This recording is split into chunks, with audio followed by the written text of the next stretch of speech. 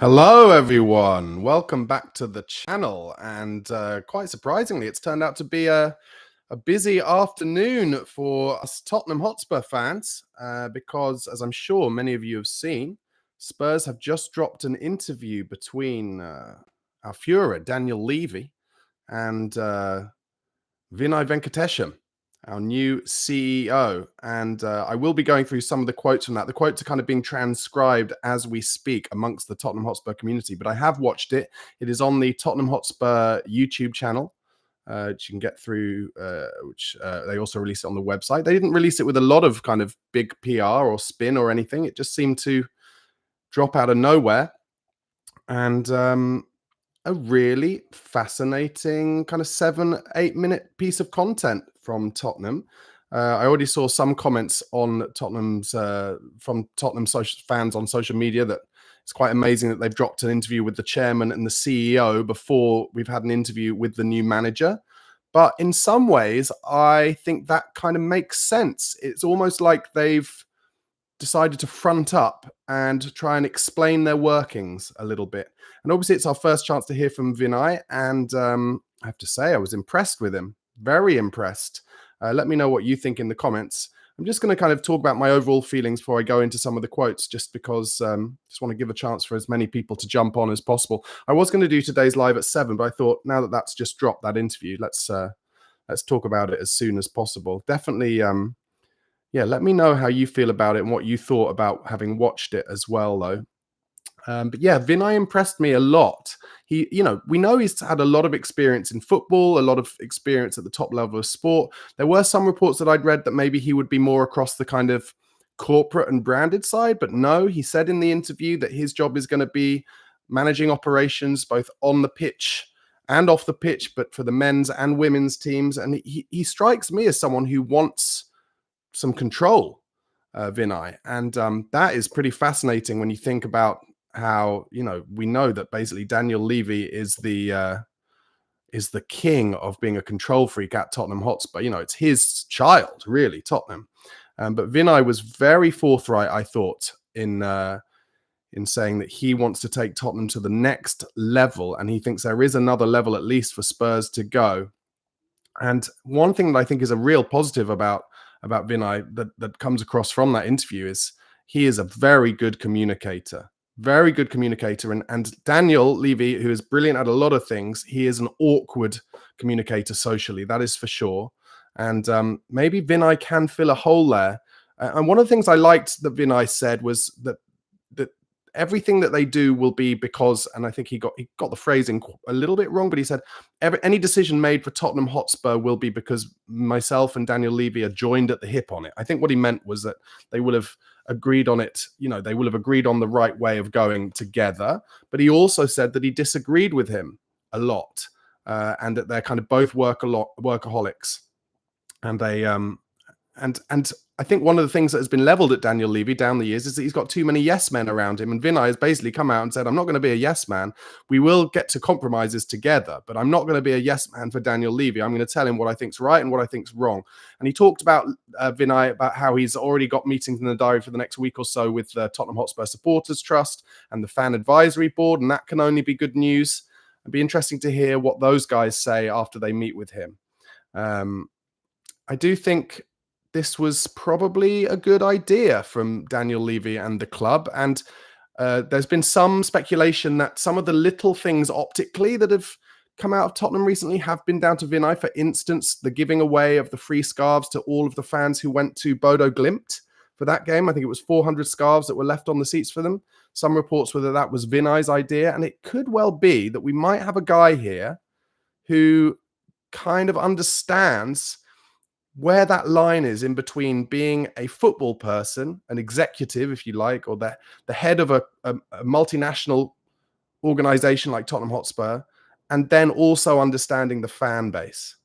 So I don't know. I'm just willing to be positive. I like what I see from Vinai at the moment, and I like the fact that he's already, he definitely, was praising Daniel Levy a lot, which you would expect, but also saying, I will push back against this person. Guys, thank you so much. Over 100 of you watching already. Thanks so much. Please do press that like button if you haven't already on YouTube. The more likes we see, the more Spurs fans this can get to. I am going to be doing nightly, where I can, live streams on YouTube. And this is the second one of them, started yesterday. And yeah, really good time for it to be doing it because, like I said, that interview with Vinai and Daniel Levy has just dropped. Mr. Whitefire in the comments says, just watched it. Vinai was very good with words, but it's action that matters. Yeah, but I think, we can't, he hasn't had the chance to do any action yet. So it's good to see kind of his way of being and his demeanor. I was very impressed with it. James McGrath says, I don't mind it. I liked a lot of things Levy said, especially when he was talking about why he sacked Ange. Yeah, I'll get into some of those quotes in a bit, guys. Two Wheels Life says, hi, Barnaby. I think they both came across well in the interview. People can say what they want about Levy and he's made mistakes, but he wants to win clearly. Now, thank you so much for your comment, Two Wheels Life. I completely agree. And, when you're a Spurs fan, and you don't just completely slag off Daniel Levy for everything he does, you can get abused for that. But I've never been in any doubt that Daniel Levy wants to win. A lot of Tottenham fans have said, "Oh, it's all about the money with Daniel Levy." I don't agree. Yes, he does take a good wage from the club. There's no doubt about that. Of course, he does. And yes, ENIC don't put their own money into the club really. They're not an oligarch. They're not just going to throw money at the situation like a Roman Abramovich or like Abu Dhabi. However, in terms of growing the club in the way that they said they would when they started the Northumberland development project 20 odd years ago, and trying to get the club to a state where we can challenge for things, they have stuck by their word and they have grown it. And yeah, it's interesting because, listen, as far as I remember, maybe I'm wrong, but did Daniel Levy ever do an interview with Scott Munn? I'm not sure if he did, but clearly he's brought Vinai in as somebody on the same kind of as close to the same level as Daniel Levy as he possibly can, and he really rates him, and that could be important. DJ Axe says, "Hi Barnaby, a bit hot for a beanie, surely." Yeah, but if you saw my hair, then you'd understand. I just have to cover it, basically. Meme Hook says they can say everything they want. When they up the wage cap, it'll mean something. Thanks for your comments, Meme Hook.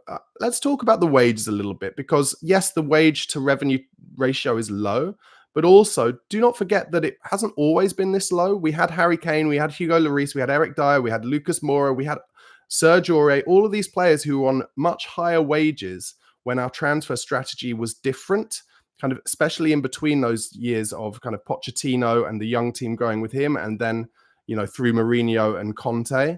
We had a different transfer strategy then, and we were paying players much bigger wages. And now the transfer strategy has changed back to trying to be a club where we get young talent in that will grow as the club grows. And that's why the wages are so low right now. It's not because of a wage cap per se.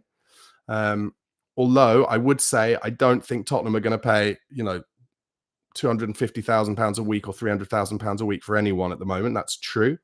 But I think they have money to push the boat out for the players they actually want.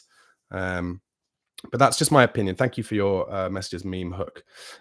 Joe says, the interview didn't seem like Levy was on the out, as some have suggested. Yes, I would agree with that. Some have been saying that possibly Daniel Levy is going to be bought out and won't be there for much longer. But I don't think that is likely to be the case. And Delta Bar says, it was also nice that they gave away flags at semi-final match. Not as big a gesture as the scarves, but it was nice. Yeah, good point. Okay, I'll just go into, before I go into the quotes from that interview, I'll take you through some of the other news that has kind of come out during the day about Spurs today. Some more reports on the possibilities of Son Heung-Min going to Saudi Arabia. Saudi deal makers are willing to pay apparently 40 million euros plus add-ons to acquire the signing of Son Heung-Min this summer. Would you take 40 million euros from Saudi? I would want a little bit more personally, but let me know what you think in the comments. Tottenham apparently still definitely on the interested. Javi Simons is definitely on Tottenham's list. Very much interested in him and could be willing to match the 70 million euro price tag that Leipzig have put on him. However, they would not be willing to pay it all up front, and they're currently trying to sound out how much Leipzig would demand as an upfront fee. The deal is a genuine possibility. Also, the reports are that Spurs would only be willing, I think I mentioned this in my video this morning, would only be willing to sell Son Heung-Min after the South Korean tour. Let's see. Dunsbar says, Spurs are also trying to build a sustainable financial model in the absence of overseas billionaires pumping in limitless money. Yeah, exactly. And that's where Tottenham, unfortunately, have been superseded by other clubs. Other clubs like Chelsea and Manchester City just absolutely willing to break the rules and throw money at it. And that is not what our owners can do, unfortunately, or will do. Matty Smith says Xavi Simons would be a great addition. Tell me this, Matty, why, RB Leipzig only bought him a year ago after having him on loan from PSG, I believe. Why are they kind of now looking to sell him already, potentially, or why would they be willing to? That's what I'm interested in knowing. Some reports that the Brian and Buemo saga will be wrapped up by the end of this week. If Manchester United match the asking price, he will join them. However, they aren't looking like they want to pay as much as Tottenham are willing to pay. And in that case, he would join Spurs. Also, Spurs want the Callum Wendo signing sorted by the end of the week. Personal terms, not an issue. He's the player I talked about in this morning's video from Rennes. They're willing to spend big if necessary. He was apparently one of the first names suggested by Thomas Frank. Mark Mascalane says he would want 50 or 60 million for Sonny. Yeah, I kind of agree if it's from Saudi Arabia, when you know they've got money. I kind of agree with that. Bango says Xavi Simons wants to play Champions League football. And Ashen Wizard says we need a dirty oil sugar daddy money. Yeah. I mean, it's difficult, isn't it? Because yes, we do. If we're going to stand up to those other bigger clubs, but the reality is also it's just so ugly, isn't it? It is ugly, the sports washing, the financial doping. I'm not into it, to be totally honest.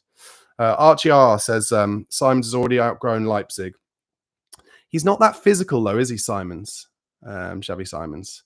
I do think Thomas Frank is going to look for more physical players personally, but let's see what happens. Etularia says, I think it would be best to cash in on Son now, even though it is sad we haven't been a good selling club recently. I don't disagree with that. And that is something that Bardi, for instance, on the Extra Inch podcast, which is a brilliant podcast. If you don't listen to it, make sure you do. He's been saying that for years. We've got to be better at selling our assets when they have sell-on value. And I couldn't agree. Loot Bandit says, Vinny came in and already started working on that Levy PR. I guess that's a positive thing. Yeah, I do think that's a positive thing. And if, his actions can back up his words, then it can only be a benefit in the long term for Tottenham.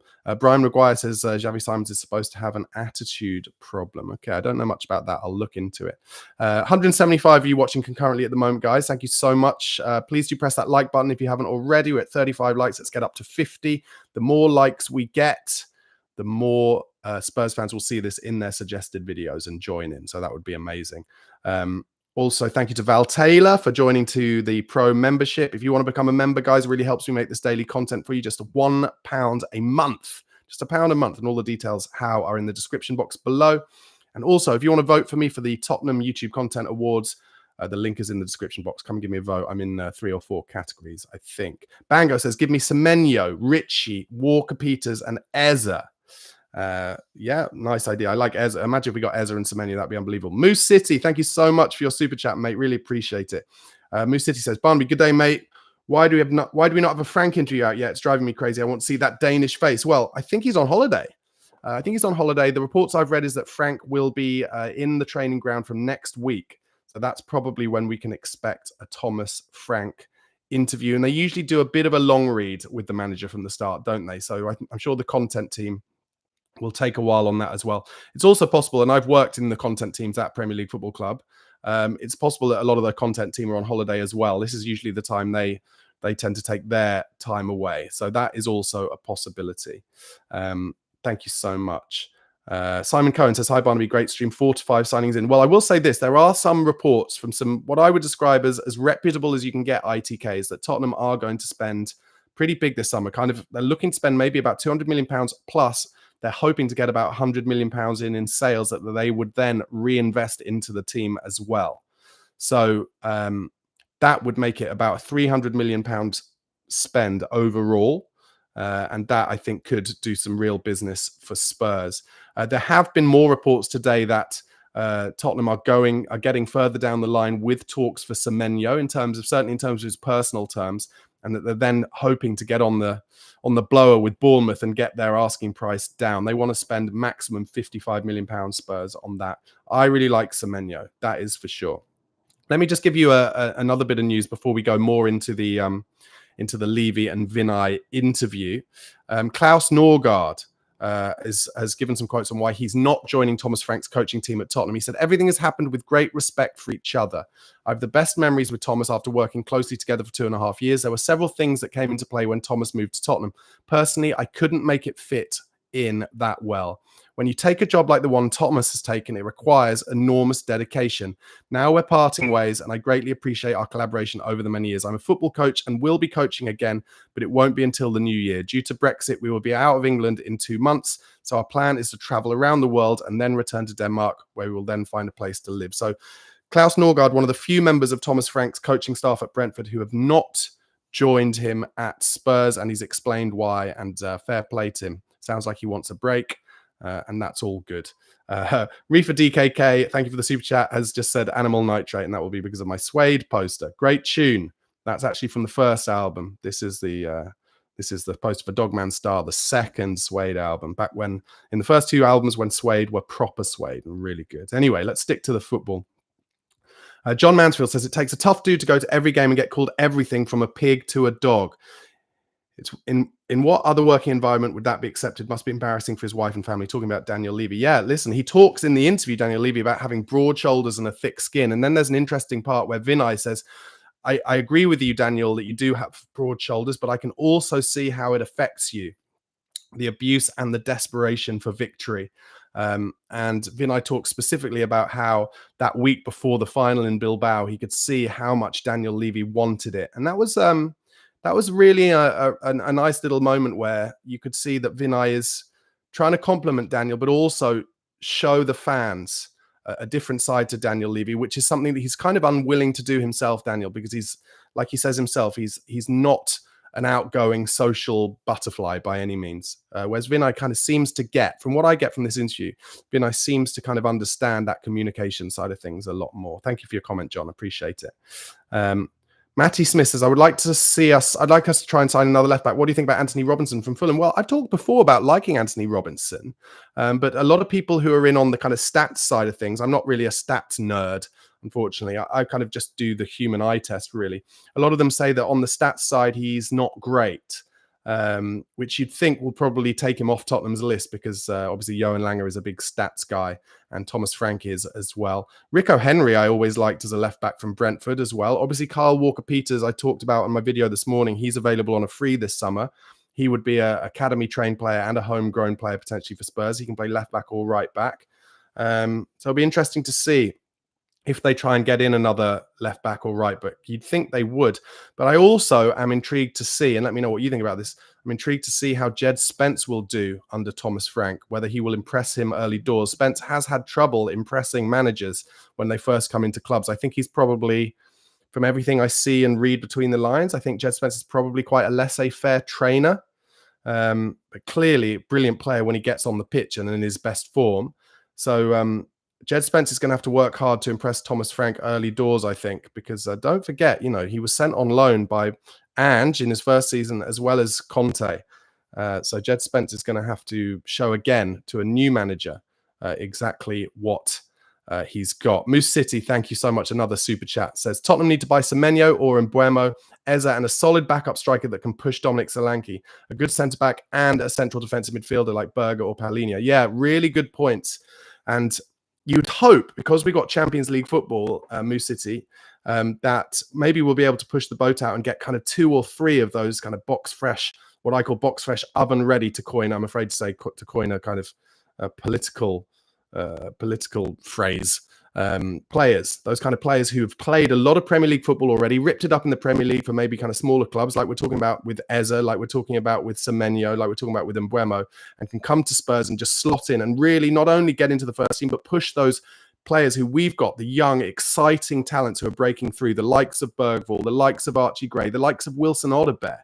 There's such exciting talent in that squad. And if we can just top them off with some of these kinds of players, and also ideally in my eyes, and I'm pretty sure in Thomas Frank's eyes, some more physicality as well, which is why I think we're looking at the likes of Semenyo and Eze and Mbuemo, then I think we could very quickly improve. I really do. But thank you, Moose City, for that super chat. Really appreciate it. Delta Bus is... Who's Y2B, Delsbar? I don't know who that is. Keep suggesting Frank videos. So many ways talking strategy. I can't imagine Ange talking strategy like that. I was Ange out since I think he's overmatched in the Premier League. Yeah, I guess you're talking about a lot of the content that's around where Thomas Frank has talked about his tactical thoughts. There is a lot of good Thomas Frank stuff out there. There's he does a high performance podcast with Jake Humphrey. If you're into that kind of thing, he's done a day in the life of with Sky that's on YouTube that you can check out. And he's done a video with James Alcott, the YouTuber, where he talks about his tactical stuff. So go and check out all of those if you haven't already, if you want to see what Thomas Frank is all about. Phil Bennett, thank you for your comments. There's need to bear in mind Sonny is 32 and increasingly injury prone. I would rather keep him, but £40 million seems a fair price. I think £40 million is a fair price. And if it was a club in Europe, then that is the kind of money I would look for. But with Saudi Arabia, I think you could push them. That's what I think. I think Daniel Levy and Vinai would try and push Saudi Arabia to try and get more money for Sonny personally. Bango says, yeah, Tottenham want to spend 300 million. Spurs Nepal says, what are your realistic signings? We need to challenge for top 5 and go deep in the Champions League, good cup run and win a cup. Well, I don't disagree with what Moose City has said in his super chat, to be honest. He said we need to buy Semenyo and Buemo, Eza, a solid backup striker that can push Solanke, a good centre-back, and a central defensive midfielder like Berger or Paulinho. Yeah, they're the kind of positions that we're looking at. I think those are the kind of players that we're interested in. Obviously, the Callum Wendo link in the last day or so there seems to be something in that. Tottenham are supposedly pushing forward with that for the striker from Rennes. We do definitely need a proper number 9 who can push Solanke so we can rotate. We're going to have a lot more games this season. Not more games than last season, but we're going to have a lot of other games, in the Champions League. Yeah, I'm intrigued. I said this yesterday, but I'll say it again. I'm intrigued to see what happens with that 6th position because I don't think we'll be playing just the lone 6 anymore. It's not like with Ange Postecoglou. We'll be having, I think, a double pivot under Thomas Frank. And frankly, when the back end of the season, when Bissouma and Bentancur played together in that double pivot, it didn't look as bad as it had done previously. So it'll be interesting to see what Thomas Frank thinks of Bissouma. You've got to think Bentancur will stay. There's been talks of him signing a new contract. And it's whether Frank thinks Bissouma has it in him to concentrate really in enough to do what he wants. It might be that Frank wants to get more of a kind of Pierre-Emile Højbjerg-esque hod carrier in to do the dirty work and maybe release Bentancur a little bit more. But anyway, okay, guys, I'll get back in. There's just one more super chat. Thank you so much. Reefer says, I saw someone suggested Morten Hjulmand today. Unfortunately, he's loads of money, but he's a great DM. Yeah, Hjulmand is, from everything I hear, on our list. But I also read somewhere earlier that he is interesting someone else as well. Was it Man United? I'm not sure. But Hjulmand obviously is picking up interest. I'm just looking on my phone because people are transcribing those quotes from the Daniel Levy Vinai interview. Okay, I'm going to go into some of those quotes now because we've got 230 of you on. Thank you so much, guys, for your support. Please do press that like button if you're on YouTube, if you haven't already. The more likes we get, the more people will be able to see this video. So first of all, Daniel Levy talks about sacking Ange Postecoglou. He said, I've got an excellent relationship with him. I told him you're always going to be a part of our history. He and his family are always welcome back. It was a collective decision. It wasn't my decision. Emotionally, it was very difficult, but we believe we've made the right decision for the club. Now, that's interesting as far as I'm concerned. Let me know what you think in the comments.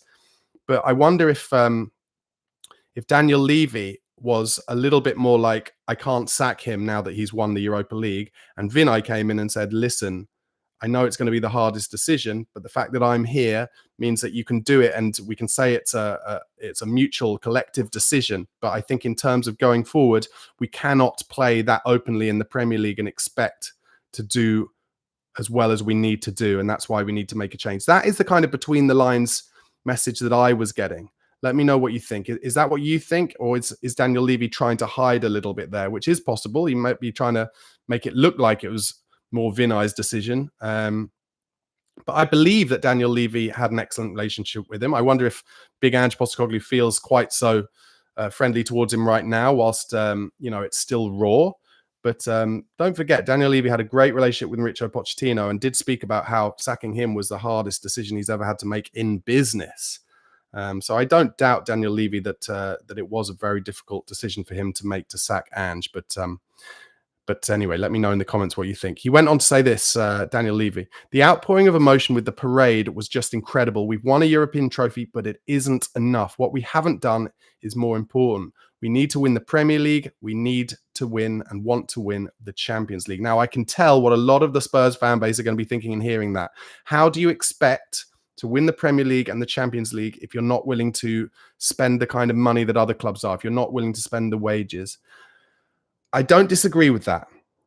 However, I also think that Tottenham are on a journey. Tottenham are still on the journey of, like I said, and I know some people might find this boring, but on the journey that started with the announcement and planning of the Northumberland development project over 20 years ago. That was the rebuild of a new the build of a new stadium and the regeneration around Tottenham Hotspur, and the ability to generate funds and make this club sustainable to challenge the clubs who were around back then, which was Arsenal and Manchester United, who were winning everything.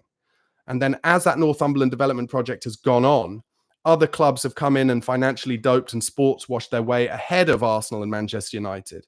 And now that's a new fight that Tottenham have to take on. And that, I think, is why Tottenham have been and continue to be in talks with the likes of Qatar to try and build a new kind of cash basis on which we can challenge those kinds of clubs. But I do believe, and looking in Daniel Levy's eyes during that interview today, I do believe him when he says he wants to win everything. And he talked about how the challenge of failure and having failed and not won pushes him to want to win more. And I have to say, if you didn't have preconceived ideas about who Daniel Levy was, that's all you'd want to hear. You'd want to look in his eyes in that interview and hear that from your chairman. That, they were really strong words, and he believes it. And I've said it for a while and people don't like it. But as Tottenham fans, we're going to have to be patient still.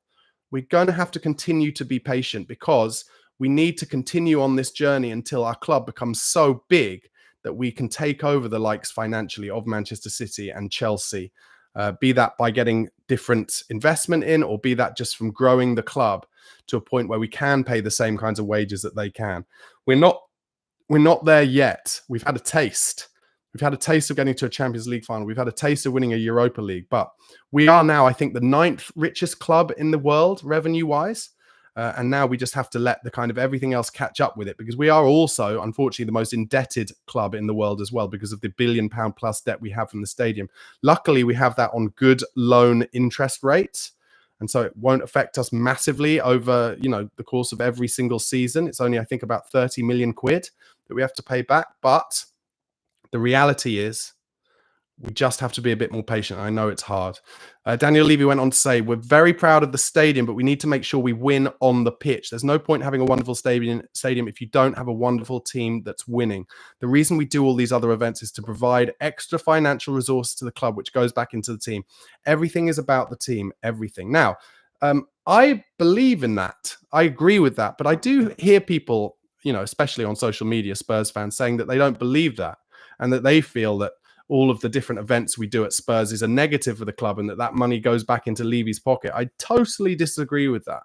And I would love someone to tell me where the evidence is of that, and the evidence is of ENIC taking money out of the club. Other than Daniel Levy's dividends and the other board members' dividends, they don't take money out of the club like the Glazers do. That's just not the case as far as I'm concerned. So, I just don't agree with that. And I think, I agree with everything kind of Levy has said in this. And Tottenham new CEO Vinai Venkatesham said, I think a football club exists to make its supporters proud. And the way you make your supporters proud is by competing to win and ultimately winning trophies. I said it at the top of this video. I'll say it again for any of you who've joined in.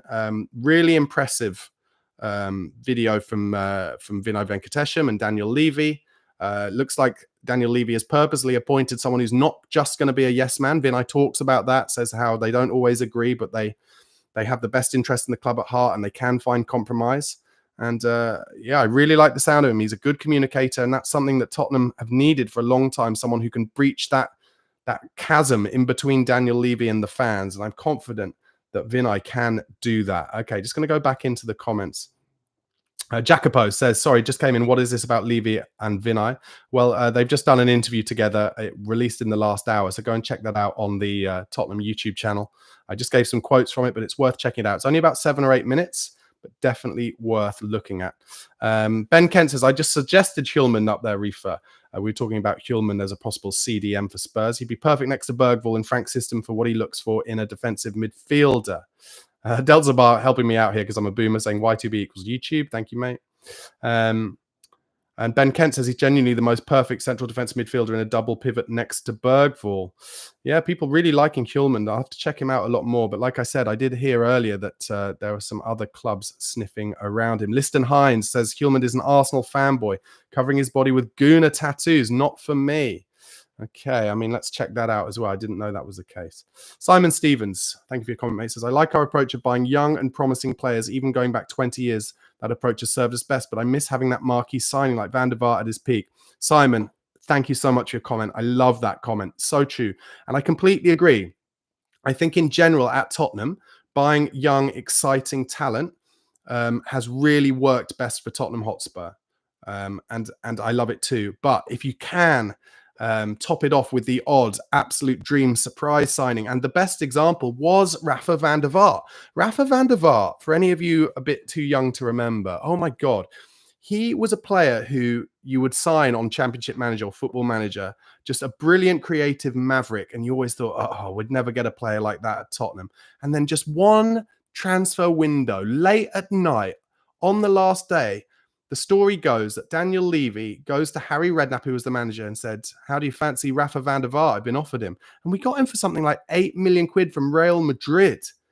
And he just got it. He just got it with Tottenham straight away. He loved scoring goals against the Gooners. He, like I said, he was a brilliant number 10, absolute wand of a cultured left foot. And he was one of the most brilliant and exciting players that Tottenham have had in the modern era. So I completely agree. Buying young, exciting talent, the likes of Lucas Bergvall, absolutely perfect. The way that we bought Luka Modric when he was young, Michael Carrick, Jermaine Defoe, all those players, young, exciting talents, grow with the club. And then also the odd marquee signing as well. Stevie Fraser in the comments says, failure is not an option. It's all about the football on the pitch. Yeah, okay, Daniel, sure. Okay, so Stevie showing a little bit of sarcasm there. I think the thing is, look, I would never have a go at Spurs fans who are anti-Daniel Levy or anti-Enoch.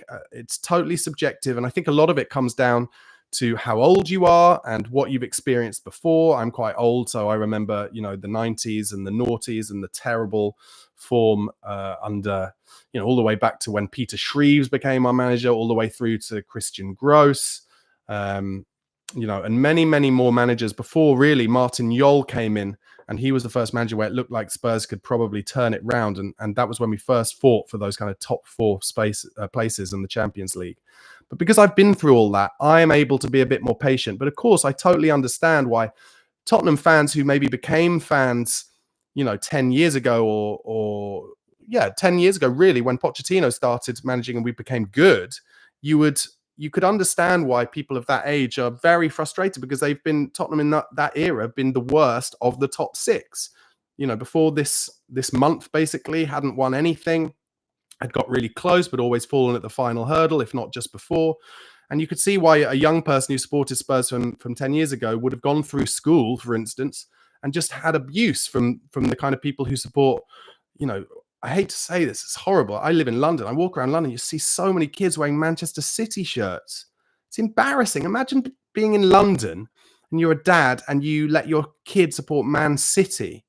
Like these Man City kids, they don't have... I see so many of them. There's no way that they all have roots in Manchester. It's just glory supporting. In the same way that when I was a kid, there were loads of Man United glory hunters, and that's why there's the kind of cliche about how many of Manchester United fans live in London, because that's how it was. Because in the 90s, Man United were the best. There were so many kids who just supported Man United. And now it's the same with Man City, and it's horrible to see. And so if you're a young kid who supported Spurs from 10 years ago and you've had a nightmare through school because you've had the piss taken out of you by Chelsea fans and Man City fans and, Liverpool fans and Man United fans, then I get your frustration. Of course I do. I get why you'd be sarcastic about Daniel Levy saying it's all about the football on the pitch. But I don't disagree with, I don't, what am I trying to say? I believe Daniel Levy that he wants it. I genuinely do. But he started with nothing at Spurs, basically. That's how bad Spurs were. And he needed to put in place through infrastructure. And bear in mind that during the years that he put into place Tottenham's growth through building the training ground and the stadium. Rules were then put into the Premier League as to how that's how you could only grow the club, so that for the fight against sports washing and financial doping. And then whilst Tottenham are doing it the best out of any club in terms of growth, those clubs, other clubs like Man City and Chelsea, break all of those rules. And Newcastle are finding ways to break all the rules as well. That's why their sponsors are all Saudi Arabian sponsors. You can bet your bottom dollar, if you excuse the pun, that Newcastle are finding ways to massage their sponsorship deals so that it's more money coming in than they say it is. You can just bet, you just know it. You absolutely know it. So look, I think Daniel Levy has been fighting against the tide. Yes, I would agree. He's made some appalling decisions down the years. He sometimes is too stubborn and selfish and makes bad decisions. And once again, I'll say what they are: the furloughing of the staff during the lockdown, and the Super League, and the sacking Martin Jol at halftime, like numerous terrible optic decisions. But I do believe that he wants success on the pitch. I do believe he's a Spurs fan. I do believe, you can't watch that video that they've released today and doubt that he wants that, as far as I'm concerned. He's just a very single-minded businessman, and he needs to protect the club as well. He doesn't want to see the club go into disrepair in any way. And let's face it, out of all those clubs I grew up with around Tottenham's level and above us, when I was a kid, it was Villa, it was Nottingham Forest, it was those kind of clubs. They've all got relegated since Tottenham have. Everton were a much bigger club than Spurs were when I started supporting Spurs. Everton had just won the league. Everton have been in a horrible place for many years, and Tottenham have not been back there. Down there. So, to some degree, you have to give him some credit. Before I move on to more comments, guys, please do give us a like on YouTube. We've got over 250 of you watching right now. Thank you so much for your support. Let's get the likes up to 100. We've got 87 right now. So if you haven't pressed that like button, please do. Also, if you're not a subscriber to my channel, please do press that subscribe button, which should be down there in the bottom right-hand corner, for regular daily Tottenham Hotspur content, Premier League transfer news, all the Tottenham transfer rumours, and much, much more. As I mentioned, at the moment, I'm doing morning uploads of all the latest Tottenham news, and then live streams every evening. I was going to do tonight's at 7 o'clock, but the Daniel Levy and Vinai interview dropped, so I thought I'd jump on straight away. Mark Mascalane says, let's stop on getting 4th or 5th place. Let's go out and win the league and Champions League and FA Cup. I think ideally I'd like to do all of that, but it's not going to happen right away. If you look at the money that's being spent by Manchester City, Liverpool about to break the British transfer record, Tottenham have a lot of catching up to do. Don't forget we finished 17th place, but we're going to have to be a bit patient. But I do believe that in the long run it can happen. Simon Stevens says Bentancur needs to be pushed higher up the pitch. He's a good ball retainer, but he isn't the Dembele replacement we needed to set up in a way where the midfield is driving us up the pitch. I'm not sure it's that easy to get a Moussa Dembele replacement, to be honest. But Bentancur, I think, has been a good signing for Tottenham Hotspur. Don't forget, when Rodrigo Bentancur signed for Spurs, there were loads of Juventus fans saying how him and Kulusevski were terrible. And I think it's fair to say that that has not been the case. They've both been really good signings and are really good examples of how Don Fabio Paratici can spin his magic. Actually, I want to ask you this, guys. I was thinking about it when I was watching the Vinai and Daniel Levy interview. Do you think Vinai is the kind of bloke who wants a Fabio Paratici at his club? He seems like quite a straight down the line guy, whereas Fabio Paratici obviously has been done for shady dealings in football. I wonder what Vinai's opinion on bringing Fabio back into the club is. He did name drop Johan Lange in the interview and talked about how well he can work with Thomas Frank and the recruitment side of things. I don't know. I'm not sure if that's going to be a match made in heaven, Vinai and Fabio Paratici, but who knows? Let's see what happens. I'm kind of spitballing. Who knows? Matthew Ball says Basuma only has 1 year left on his contract, so we may need to move him on. Yeah, if there's some money to be got for Basuma, and there has been reports that Fenerbahce, Jose Mourinho's Fenerbahce are in for Basuma. If we can get 30-odd million quid for him, 25, 30-odd million quid, then I'd be up for that for sure. Cantab asks, where was this Levy interview? If you haven't found it yet, Cantab, it's on the Tottenham Hotspur YouTube channel. Ben Kent, thank you for your comment, mate, says Eza Semenyo or Mbuemo, Bisek, Hjulmand, and Kalimwendo. Hjulmand next to Bergvall complement each other perfectly. A few of you have said that. Hjulmand is a great defensive midfielder, but carries the ball better than any of our current midfield. Plays good long balls over the top and has a 95% pass success rate per 90. All right, yeah. But what do you think if that is true? Can anyone fact check whether Hjulmand has Arsenal tattoos all over his body? Because let's face it, it didn't work out with Matt Doherty when he came in, because he had previously been an Arsenal fan, and then he didn't have his best years at Spurs, did he? Geminini makes an interesting point. Says, then give us the players to win. Yeah, look, I do think this is an important summer for Spurs to get some players that impress the fan base in. However, I will say this again, just playing devil's advocate. If Tottenham are going to buy players, then the reality, unfortunately, is that we're swimming in the waters where all those clubs above us who pay more wages and are regulars in the top four, and and you can add Real Madrid, Barcelona, and Bayern Munich onto that as well, and probably Atletico Madrid. It's players that those clubs have decided not to sign in reality. So, that's the reality. If we're going to get Semenyo or Eze, it's got to be because those clubs do not want to sign them. Simon Stevens says, to be fair, if I was in the boardroom with Levy and it was my job to plan out the future, a trophy is just gloss, and I would have to tell him clearly to flush Big Ange. There's no excusing 17th place. Yeah, and I think that's probably what happened, isn't it, with Vinai? Thank you for your comment, Simon. I really appreciate that. I think that was probably the hard, Vinai's first job, really. Sorry about that. He had to be kind of pretty ruthless and say to Daniel Levy, we cannot keep a manager whose style and tactics are so easy to play through at the elite level. They also talked about in the interview, if you haven't seen it, Vinai really waxed lyrical about Thomas Frank. Daniel Levy did too, but I was more impressed with what Vinai said. Talked about the incredibly thorough process that they took in for the new manager. They said they had 30 names on the original list, and then they got it down to a short list. And although they had to do all this at speed, they spoke at length with all the managers on their shortlist, and that Thomas Frank was by far and away the number one choice. And he impressed them incredibly. Talked about him being an amazing communicator. Daniel Levy talked about him being an incredible human being.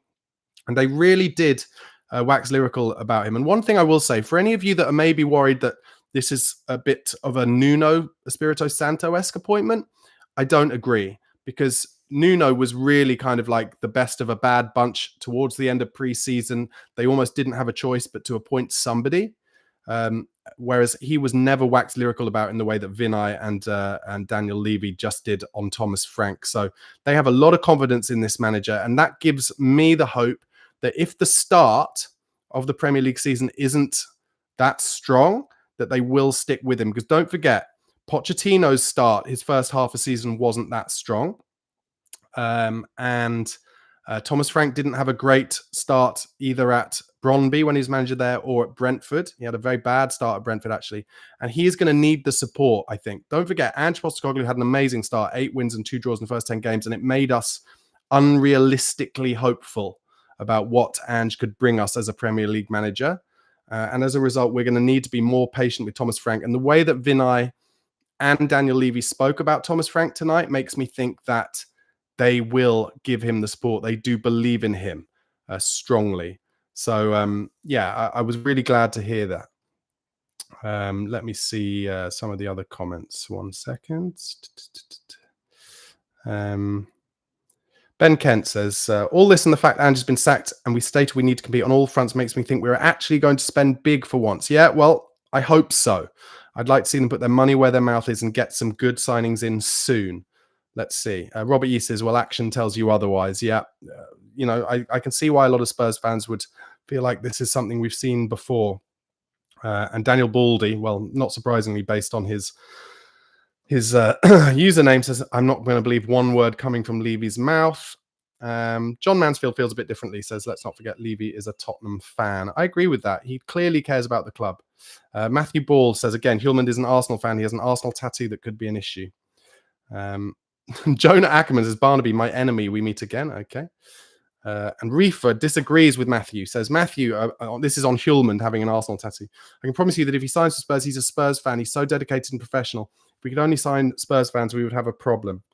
Yeah, that's an interesting one. I don't know of many. I mentioned Matt Doherty. I don't know of many situations where we've signed Arsenal fans down the years. Darren Bent, was definitely an Arsenal fan. And he still kind of slags off Spurs on TalkSport these days. So I'm not desperate to sign Arsenal fans, but you would hope that their professionalism would be more important than that. But I don't know if they've got an Arsenal tattoo as well. Difficult one. Let's see what happens.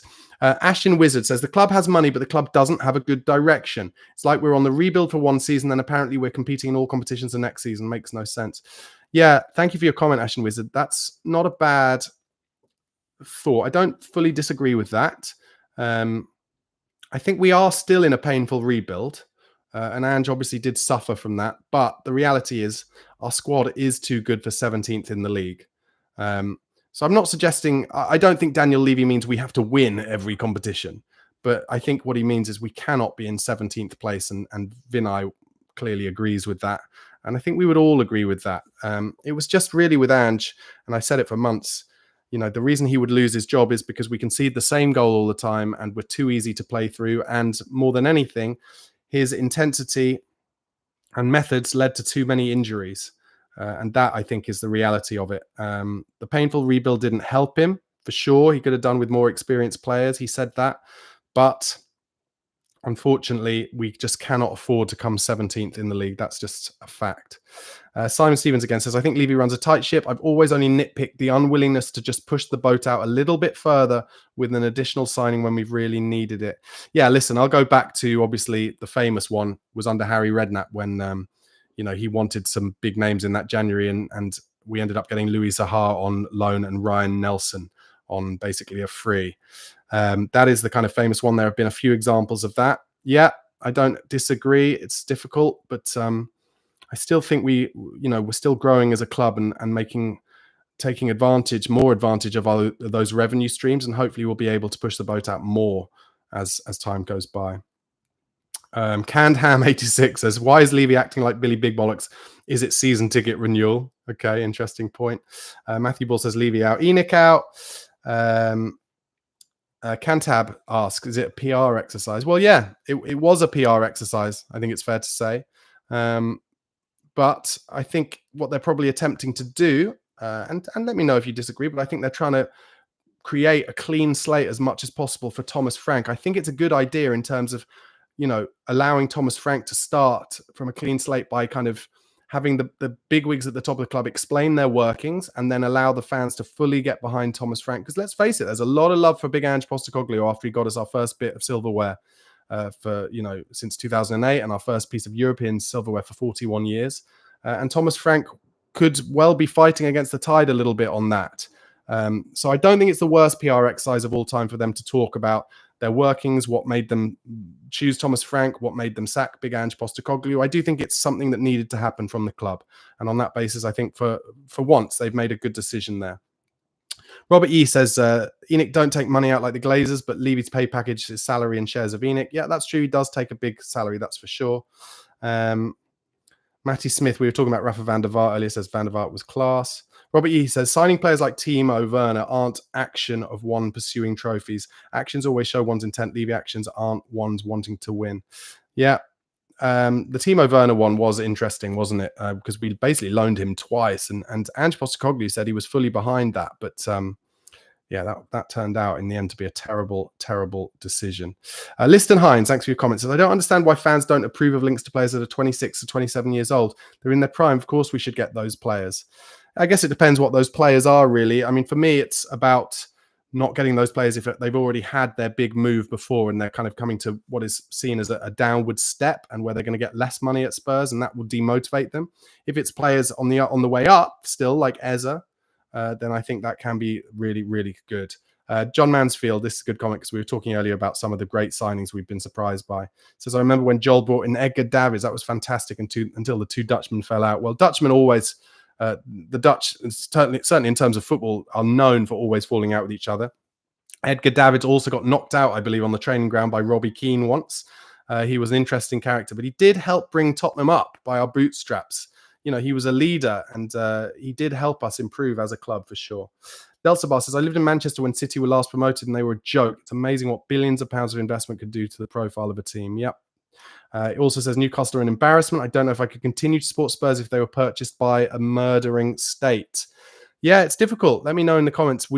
How do you feel about Tottenham? And if they were to be bought by a sports washing state or an oligarch, would you kind of say to yourself, if you can't beat them, join them? Or would you be disappointed if we were suddenly owned by, say someone who had a terrible human rights record, or a country like Saudi Arabia who killed journalists. Let me know in the comments how you would feel about that. Di says, Paulinho on loan for me. He'll be imperative to our Champions League campaign going against much stronger competition. Paulinho obviously is at Bayern Munich. He went there from Fulham, but he doesn't really get games that much at Bayern. So he's supposedly available. Could be an interesting one, but would he be that pumped to come to Spurs now after being at Bayern? I'm not sure. Ben Kent says, totally agree, Barnaby. I think he gets a lot of stick, but the club's foundations are strong, talking about Daniel Levy. I think sacking Ange and appointing Frank was a statement, and it will be backed financially this time. Walnut 1999 says, Spurs fans are usually glass half empty. Keith Barker says, you're not happy for Saudi ownership money, but happy to sell players to Saudi for bloated prices. I'm not sure that's a huge hypocritical thing to say. Saudi Arabia are in football. Like, there's nothing I can do about that. I can't really have a strong opinion on that. And if they're in football, then, take advantage of it. But I don't want them to be the owners of my football club. I don't know. Do you think that's hypocritical? I don't know. I've never really thought about it. I feel like if they're going to be buying players from somewhere for overinflated prices, and our players are available, then if other clubs are taking advantage of that, why wouldn't we? But yeah, I don't know. It's an interesting question. Two Wheels Live says, imagine if Paratici had been there with Harry Redknapp. That would have been a dream team. Yeah, two wheeler dealers. Although Harry, of course, hated being called a wheeler dealer. Trevor Ball says, gosh, I love your beanie. If only they still made them. Yeah, this is a Beavertown collab that I got. I actually got it for my girlfriend from the Tottenham store. Some of that Beavertown collab stuff that Tottenham did, the merch, was really brilliant. Really, really brilliant. Roy Park says Callum Wendo and Semenyo would be a good start. Have any of you seen a lot of Callum Wendo? I can't claim to have seen a lot of him, and I'm a little reticent about making decisions based solely on YouTube comps. So if any of you have watched a lot of Ren and seen Callum Wendo, let me know in the comments, and we'll talk about it a little bit. Simon Stevens says, nothing wrong with the straight and narrow with an ownership that's willing to identify who they want and stop at nothing to get them. We aren't that, though. We get bad deals with that approach. Okay. Gary Riddell says, I'm bald. Let's see the horrid hair. It's just really long and out of order at the moment, mate, but I'll be having a haircut next week. But also, I think I mentioned this yesterday, but I'm doing a lot of TikTok videos at the moment and using their green screen feature, and my hair just does not pick up on the green screen, so it makes it go mad. So basically, I've just started doing all of my content in this beanie now, and it makes it a lot easier, if a lot sweatier. Delta Bar says, with Nuno, it felt like they were running out of time without better options. I agree. Frank is an impressive man. I think they'll do much better with Frank than they would have done with Ange at the helm. Yeah. Let's see what happens with Thomas Frank, but I do like the positivity coming out of the club about Thomas Frank. I think Thomas Frank will be a calming presence. I think he will, I think he'll get the players on board pretty quickly.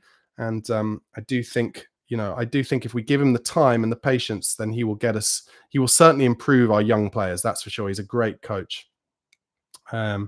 Derek Pothin, thank you for your comment, says, right and proper investment is needed in the team.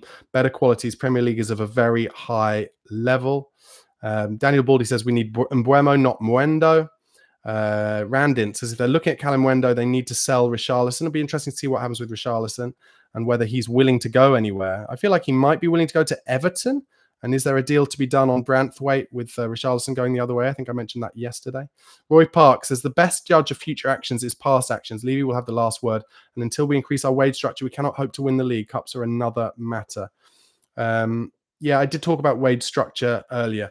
John Mansfield with a good point here. The Premier League fixtures are out tomorrow at 9 a.m. They are indeed, and I'll talk about them in tomorrow's video. I've actually got a double dentist appointment in the morning, so there won't be a morning video. I'll probably just do a live in the evening, and we'll talk about the fixtures. I've seen some kind of, you don't know, because people do release the fixtures quite early. Inevitably, there have already been some leaks, but I've seen two different versions.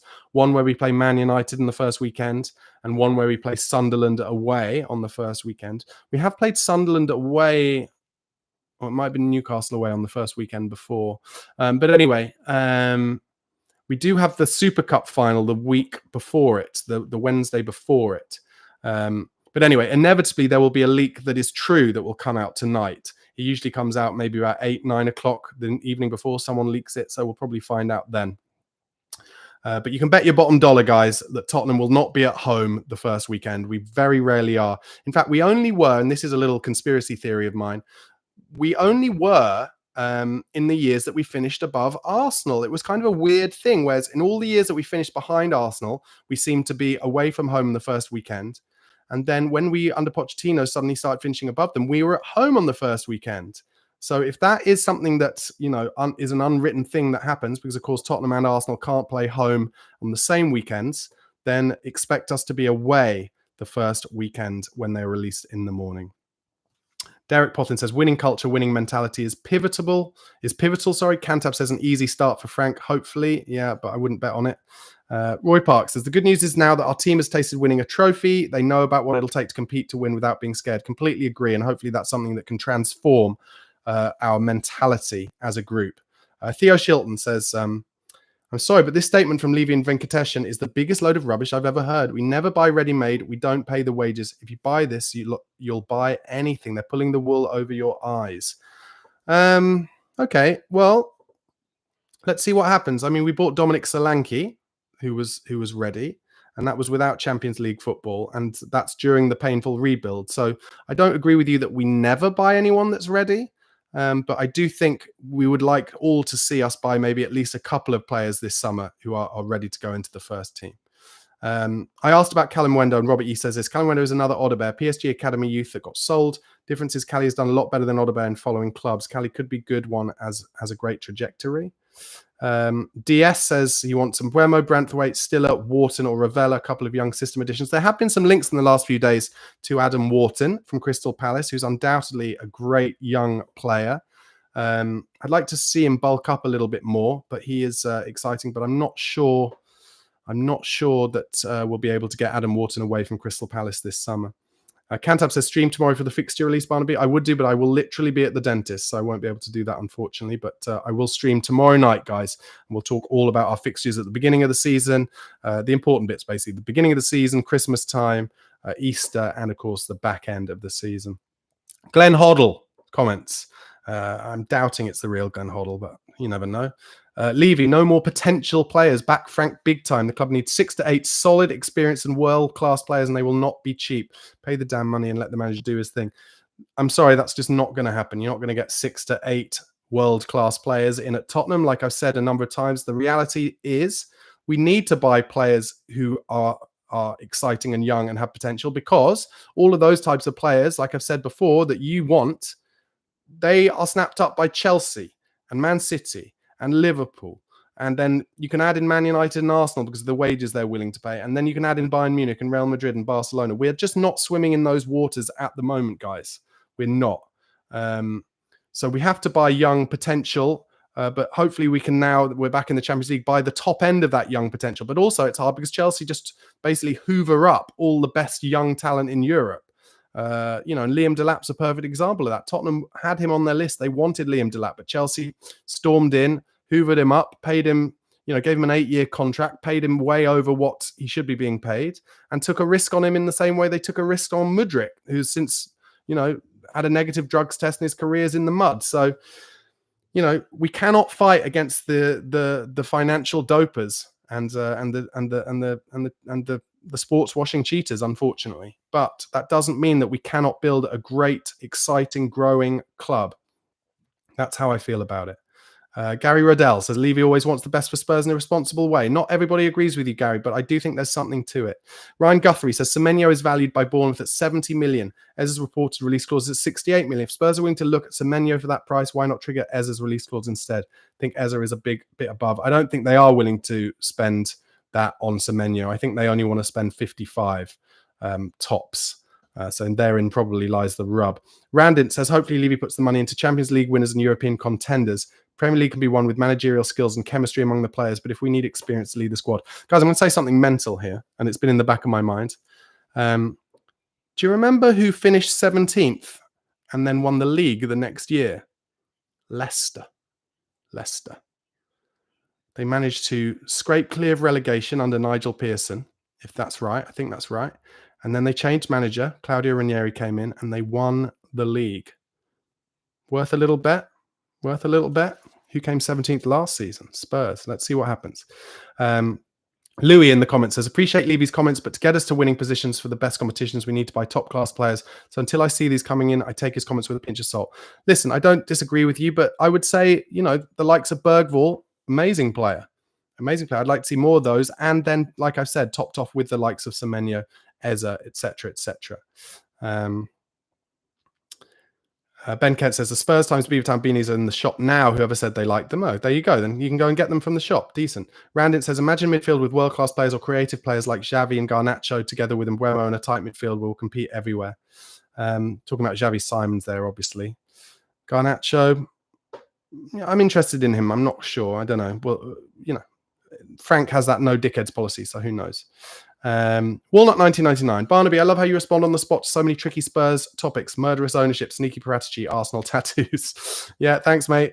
Try and give my opinions on everything. We've been doing an hour, guys. I'll be doing a little bit longer, but please do give this video a like on YouTube if that's where you're watching, and do subscribe to the channel if you're not already a subscriber for daily Tottenham transfer news, all the latest Premier League news as well. Uploads every morning and live streams every evening. I was, as I said, going to do this at 7 tonight, but jumped on because of the Vinai and Levy interview drop. But I'll probably try and make it 7 o'clock tomorrow night to see if that's a better time for you guys. I did it at 5:30 last night, and it was a bit of a slow build. So probably 7 o'clock tomorrow night. Let's see how that goes. Daniel Pender, this is a good point. I find it hard to find Levy authentic with pre-planned questions. Yeah, he's clearly not the kind of guy who can bounce off a kind of long form in real time interview very well. He does insist on everything being pre-planned, so that is a good point, and that is a good reason to take things with a bit of a pinch of salt. Ashen Wizard says, since we're on a rebuild, which is why we're not willing to sign players just for the sake of it, I'm more okay with that now. The club doesn't announce its rebuild still because of money reasons.